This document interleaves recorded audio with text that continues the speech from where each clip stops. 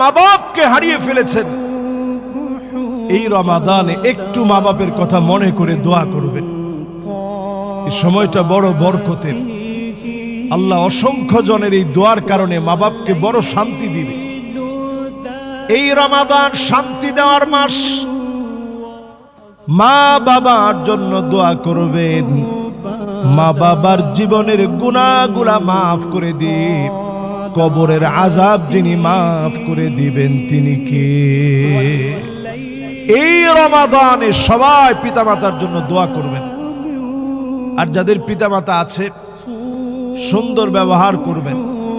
যদি দেশের বাড়িতে থাকে অনেক দূরে, একটু ফোন দিয়ে খবর নিবেন, আব্বা কি লাগবে আপনার, আম্মা কি লাগবে আপনার। সাধ্য যদি বেশি না থাকে, সামান্য কিছু হলেও দোয়ার নজরে আসার জন্য আপনি পাঠিয়ে দিবেন। এখন বিকাশে পাঠানো যায়, আপনি পাঠাবেন পিতামাতার জন্য। আল্লাহ তাআলা এইটুকু আমলকে বরকতপূর্ণ করে দিবেন, এই রমাদানের সেরা আমল বানায় দিবেন। এই রমাদানে অধিক পরিমাণ তাসবিহ পড়বেন। সুবহানাল্লাহ সুবহানাল্লাহ পড়ে পড়ে ঠোঁটটাকে ভিজায় রাখবেন। অনর্থক অযথা কথাগুলা বাদ দিবেন।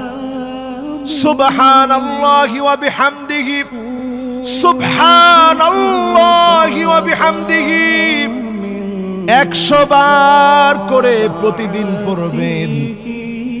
হুত্তাত আনহু খাতায়াহু ওয়া ইন কানাত মিছলা জাবাদিল বাহর।